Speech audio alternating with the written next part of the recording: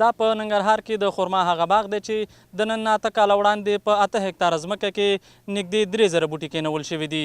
دا بوټي نن ثمرې ته نږدې کېږي. مسؤلین وایي که دولت دغې بوټو ته پاملرنه وکړي او کارګر ورته زیات کړي نو لرې نه ده چې ختیځوال به د دې خرماو برخمن شي.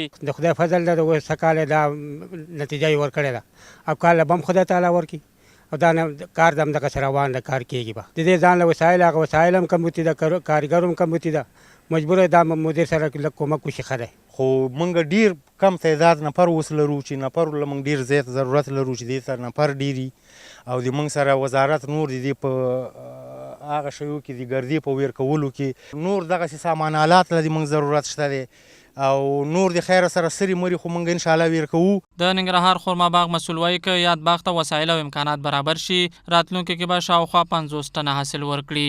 نتیجه مثبته ده. 15 خرماګانو کې اوس 2 خرماګانو باندې زموږ تجربې کامیابي شوي دي.